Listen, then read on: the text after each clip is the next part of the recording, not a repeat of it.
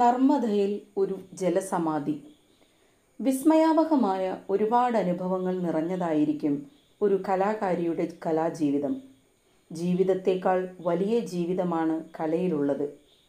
8 കൊല്ലം തുടർച്ചയായി ഒരു കലാസംഘത്തിൻ്റെ ഭാഗമാവുകയും ഊണും ഉറക്കവും ജീവിതവും അതിൻ്റെ യാത്രാവണ്ടിയിലും സ്റ്റേജിലും വഴിയമ്പലങ്ങളിലുമാവുമ്പോൾ ഓർക്കാൻ ഏറെയുണ്ടാവും. ആ കലാദൗത്യം രാഷ്ട്രീയം കൂടിയാവുമ്പോൾ ആ അനുഭവങ്ങൾക്ക് തീവ്രതയേറും. അതൊക്കെ എഴുതുകയാണെങ്കിൽ അതുതന്നെ ഒരു വലിയ പുസ്തകമാവും. അതുകൊണ്ട് അതിന് മുതിരുന്നില്ല. രസമുള്ളതും രസമില്ലാത്തതുമായ ഒരുപാട് ഓർമ്മകളുണ്ട്. ചിലതൊക്കെ ഓർക്കുമ്പോൾ ഇപ്പോഴും പേടി തോന്നുന്നു. ചിലതൊക്കെ മനസ്സിൽ ഒരു നറും ചിരി വിടർത്തുന്നു.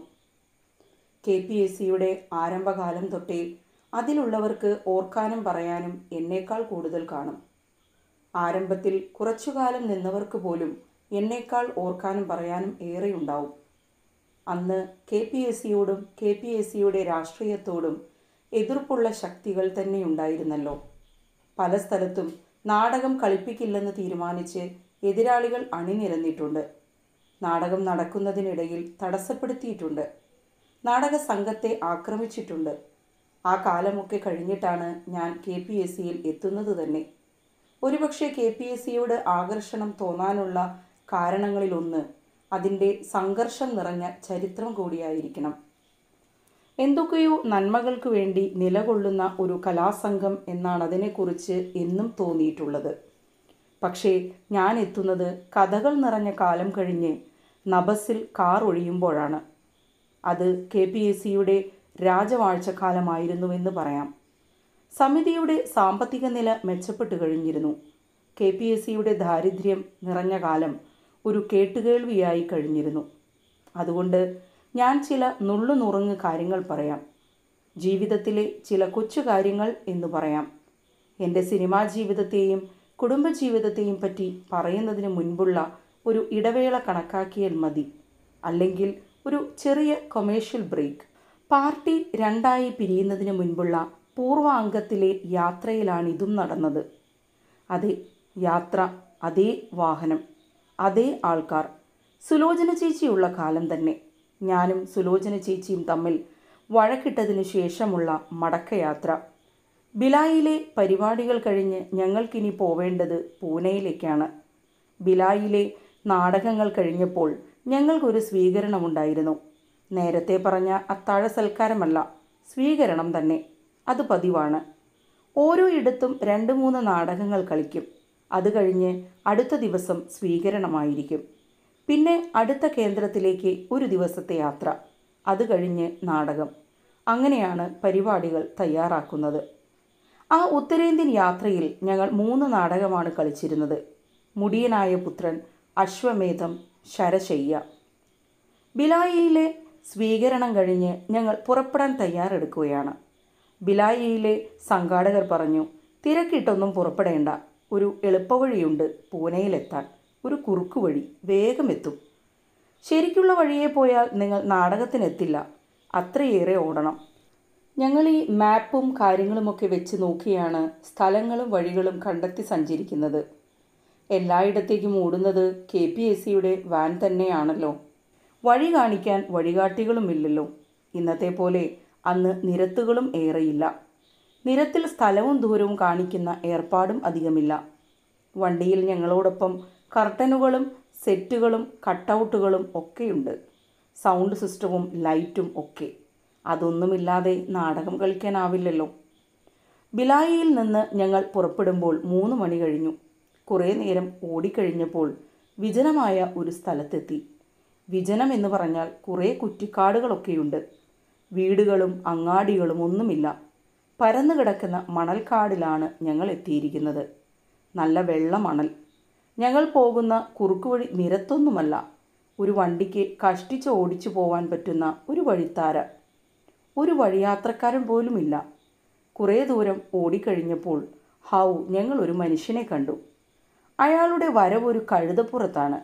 കഴുതയുടെ ഇരുവശത്തുമായി പാൽപാത്രങ്ങൾ കെട്ടിഞ്ഞാത്തിയിട്ട് ഒരു പുരാതന കഥയിൽ നിന്ന് ഇറങ്ങി വരുന്ന പോലെ ഒരു യാദവൻ. പാൽക്കാരനാണ്. ഉത്തരേന്ത്യയിലെ പാൽക്കാരെ കണ്ടിട്ടുണ്ടോ? പ്രത്യേകതരം കൗതുകം തോന്നിക്കുന്ന വേഷഭൂഷകളാണ് അവരുടേത്. തട്ടുതട്ടായി ഞൊറികളിട്ട പാവാട പോലുള്ള ഒരു വസ്ത്രമാണ് അവർ ധരിക്കുന്നത്. ഹിന്ദി സിനിമകളിലൊക്കെ ഈ ആൾക്കാരെ കാണാം. ഞങ്ങളുടെ കൂട്ടത്തിൽ ലേശം ഹിന്ദി അറിയുന്നത് ഖാൻ സാഹിബിനാണ്.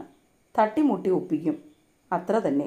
കേൾക്കുന്നവർക്ക് മുഴുവൻ മനസ്സിലായില്ലെന്ന് അവരുടെ മുഖം നോക്കിയാൽ മനസ്സിലാക്കാം. പിന്നെ നമ്മൾ സംസാരിക്കുന്ന ഹിന്ദിയല്ലല്ലോ ഓരോ ഇടത്തും സാധാരണക്കാർ സംസാരിക്കുന്നത്. വടക്കേ അറ്റത്ത് മലയാളം കേട്ടാൽ തെക്കർക്ക് മുഴുവനും പിടികിട്ടില്ല. അതുപോലെ തെക്കൻ മലയാളം വടക്കർക്കും. അങ്ങനെ കരുതിയാൽ മതി. വണ്ടി നിർത്തി ഖാൻ സാഹിബ് അയാളോട് പൂനെയിലേക്കുള്ള വഴി ഇതുതന്നെയല്ലേ എന്ന് ചോദിച്ചു. കഴുത സവാരിക്കാരൻ പറഞ്ഞു, എങ്ങനെയും പോവാം, ഇങ്ങനെയും പോവാം. ഏതായാലും നദിയുടെ അക്കരെ കടന്നാലേ പൂനെയിലെത്തൂ. പോകുന്ന വഴി ഒരു നദിയുണ്ടെന്ന് അപ്പോഴാണ് അറിയുന്നത്. മാപ്പിൽ അത് ഉണ്ടായിരിക്കണം, ശ്രദ്ധിച്ചില്ല. കുറച്ചുകൂടി പോയാൽ ഒരു കടത്തുണ്ട്. ആ കടത്ത് കഴിഞ്ഞ് അക്കരെ കടന്നാൽ വേഗം പൂനെയിലെത്താം. കടത്തിലേക്ക് ഇനി കുറച്ച് ദൂരം കൂടിയേയുള്ളൂ. ഒരു 5 മണിയായി കാണണം ഞങ്ങൾ കടവിലെത്തുമ്പോൾ. ചങ്ങാടത്തിൽ വേണം അക്കരെ കടക്കാൻ. വണ്ടിയും കയറ്റണം. നദി ചെറുതൊന്നുമല്ല, ഒരു വൻ നദി വിശാലമായി പരന്നൊഴുകുന്നു. നർമ്മദയാണ്. ഇപ്പോൾ ആ കടത്ത് അവിടെയുണ്ടോ എന്നറിയില്ല. ഒന്നുകിൽ പാലം വന്നിരിക്കണം, അല്ലെങ്കിൽ മുങ്ങിപ്പോയിരിക്കണം. എല്ലാവരും ഇറങ്ങി നിന്ന് വണ്ടി ചങ്ങാടത്തിലേക്ക് കയറ്റാൻ ഒരുങ്ങി.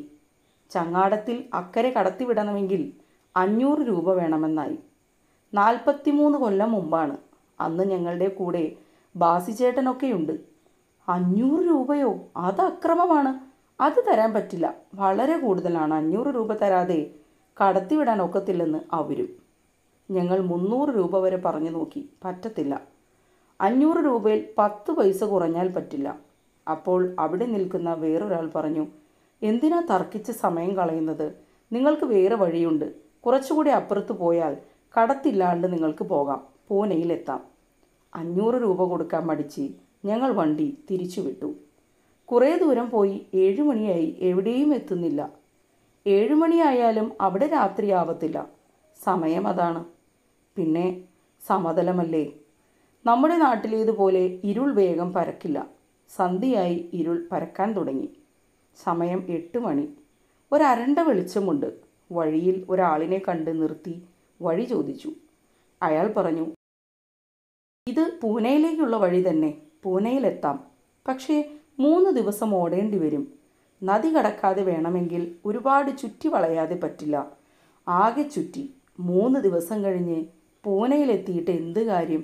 നാട് കാണാനോ? അന്ന് ഇന്നത്തെ പോലെ ഫോണും മൊബൈലും മറ്റ് സൗകര്യങ്ങളും ഒന്നുമില്ല. ആ വഴിയിൽ തീരെയില്ല. കണ്ടെത്താമെന്ന് കരുതുകയും വേണ്ട. വണ്ടി തിരിച്ചുവിട്ടു. കടവിലെത്തുമ്പോൾ മണി 10. വന്ന വഴിയെ കഴിയും വേഗത്തിൽ ഓടിയെത്തിയതാണ്. 500 രൂപയ്ക്ക് സമ്മതമാണെന്ന് അവരെ അറിയിച്ചു. 1000 രൂപ തരാതെ പറ്റില്ലെന്നായി കടത്തുകാർ. രാത്രി വളരെ വൈകി. ഓളം കൂടുതലുണ്ട്, തിരകളുണ്ട്, കാറ്റുണ്ട്. ഇനി ചങ്ങാടം ഇറക്കൽ ഭയങ്കര റിസ്ക്കായിരിക്കും. ഒരുപാട് ആഴമുള്ള നദിയാണ്. അതുകൊണ്ട് 1000 രൂപ തരാതെ പറ്റില്ല. ഒരുപാട് നേരമായില്ലേ വണ്ടിയിലിരിക്കാൻ തുടങ്ങിയിട്ട്. എനിക്കും സുലോചന ചേച്ചിക്കും പെണ്ണുങ്ങൾക്ക് എല്ലാവർക്കും മൂത്രപ്പുരയിൽ പോകണം. അതിനെവിടെയാ സൗകര്യം? ഞങ്ങൾ പെണ്ണുങ്ങളെല്ലാവരും കൂടി കുറച്ച് ദൂരെ മാറി ഒരിടത്തേക്ക് നീങ്ങി. അവിടെ ഇരിക്കാൻ തുടങ്ങി. ഞാൻ ചെന്ന് ചവിട്ടിയത് ഒരു തലയോടിൻ്റെ പുറത്ത്. മനുഷ്യൻ്റെ തലയോട്. രാത്രി ഇരുട്ടിയെങ്കിലും നല്ല നാട്ടുവെളിച്ചമുണ്ട്. പുഴക്കരയിൽ നിലാവ് പോലെ എല്ലാം നല്ലോണം കാണാം. നമുക്കിവിടത്തേക്കാൾ പ്രകാശം തോന്നും. നക്ഷത്ര വെളിച്ചം പോലും ഭൂമിയിൽ പതിക്കുന്നതായി തോന്നും. ആകാശത്തിനൊക്കെ നല്ല തെളിച്ചം. നോക്കുമ്പോഴുണ്ട് അവിടെയെല്ലാം നിറയെ എല്ലിൻ കൂമ്പാരങ്ങൾ കൂട്ടിയിട്ടിരിക്കുകയാണ്. വല്ലാതെ പേടിച്ചുപോയി. ഇതെന്താ രാക്ഷസ ഭൂമിയോ? അത് കഴിഞ്ഞാണ് അറിയുന്നത് ഇതെല്ലാം ഫൂലൻ ദേവിയുടെയും ചമ്പൽ കൊള്ളക്കാരുടെയും സ്ഥലമാണെന്ന്. അതവരുടെ ബെൽറ്റാണ്. ഞങ്ങൾ പെണ്ണുങ്ങൾ കൂട്ടമായി പറഞ്ഞു, 1000 അല്ല 1500 കൊടുത്താലും അക്കരെ കടന്നേ പറ്റൂ. എങ്ങനെയെങ്കിലും വേഗം കടന്നേ പറ്റൂ. ഞങ്ങളെ അക്കരെ കൊണ്ടുവിട്. അവസാനം വണ്ടി ചങ്ങാടത്തിൽ കയറ്റി. സ്ഥലത്തിൻ്റെ പേരൊന്നും ഓർക്കുന്നില്ല. അന്നാരും പറഞ്ഞു കേട്ടതായും ഓർമ്മയില്ല. വണ്ടി കയറ്റി ഞങ്ങളും കയറി. ചങ്ങാടം നീങ്ങി കുറച്ചു കഴിഞ്ഞപ്പോഴത്തേക്കുമുണ്ട് ഒരു ഇരപ്പ് കേൾക്കുന്നു. ഞങ്ങൾ നോക്കുമ്പോഴുണ്ട് വണ്ടിക്കകത്തേക്ക് വെള്ളം ഇരച്ചിരച്ചു കയറുന്നു. ചങ്ങാടത്തിന് ലീക്കുണ്ട്. ഞങ്ങളുടെ വണ്ടിക്കകത്തിരുന്ന് തൊട്ടികളെടുത്ത് വെള്ളം തേവി പുറത്തേക്ക് ഒഴിക്കാൻ തുടങ്ങി. അന്ന് കുഞ്ഞിമോൻ എന്നൊരു ലൈറ്റ് അസിസ്റ്റൻ്റ് ഉണ്ട്, കോട്ടയത്തുകാരൻ പയ്യൻ. അവനാണ് നിന്ന് വെള്ളം തേവുന്നത്. ബാക്കിയുള്ളവരെല്ലാം കണ്ണിൽ കണ്ടതുകൊണ്ടെല്ലാം കൈകൊണ്ടും കാലുകൊണ്ടുമെല്ലാം വെള്ളം ചെപ്പിക്കളയുന്നുണ്ട്. വണ്ടി ഒരു വശത്തേക്ക് ചെരിയാൻ തുടങ്ങി. ഉമ്മുക്ക ഗോവർദ്ധന ശൈലം താങ്ങി പിടിച്ചതുപോലെ വണ്ടി രണ്ട് കൈകൊണ്ടും താങ്ങി പിടിച്ചിരിക്കുകയാണ്. ഒരു വശം പൊക്കി പിടിച്ചിരിക്കുകയാണ്. അങ്ങേര് നല്ല ഒത്ത ഒരാളല്ലേ.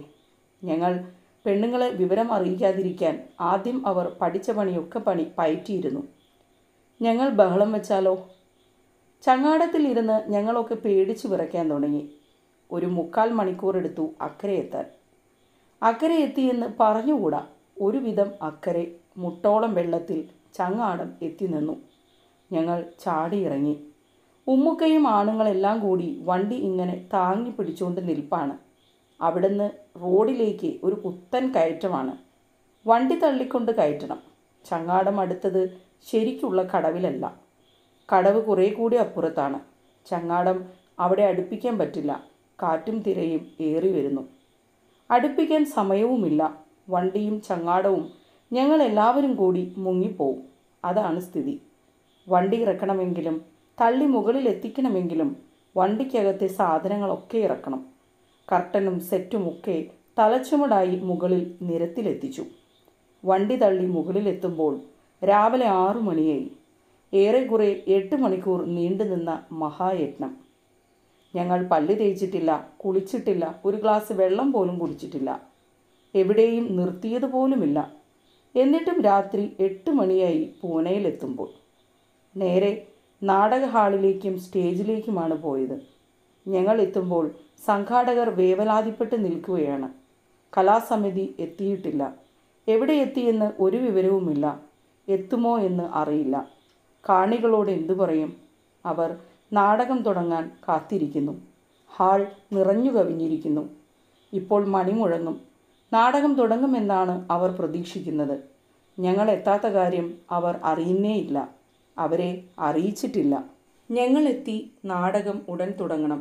ഞങ്ങൾ മുഖത്തിത്തിരി വെള്ളം പോലും ഒഴിച്ചിട്ടില്ല. ഒന്നും ചെയ്തിട്ടില്ല. പക്ഷേ നാടകക്കാരൻ വേഷം കെട്ടിയാടാൻ നിർബന്ധിതനാണ്. അക്കാര്യത്തിൽ അനുവാചകരേക്കാൾ നിർബന്ധം ഞങ്ങൾക്കുണ്ട്. അവരെ നാടകം കാണിക്കാനാണ് ഞങ്ങൾ ഇത്രയും ദൂരം താണ്ടിയെത്തിയിരിക്കുന്നത്. ഞങ്ങളുടെ വ്യക്തിപരമായ അസൗകര്യങ്ങൾക്ക് അവിടെ സ്ഥാനമില്ല. ഞങ്ങൾ തിരക്കിട്ട് വേഷം കെട്ടാൻ തുടങ്ങി. അണിയറയിൽ രംഗവേദിയിൽ പ്രകാശം തെളിഞ്ഞു. ഞങ്ങൾ ജീവിതത്തിൽ നിന്ന് നാടകത്തിലേക്ക് പ്രവേശിച്ചു.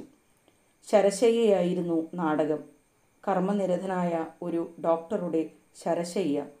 അശ്വമേധത്തിൻ്റെ തുടർച്ച. നാടകം കഴിയുന്നതിന് മുൻപ് അനൗൺസ് ചെയ്തു, നാടകം കഴിഞ്ഞിട്ട് ആരും പോവരുത്, ഞങ്ങൾക്ക് ചിലത് പറയാനുണ്ട്.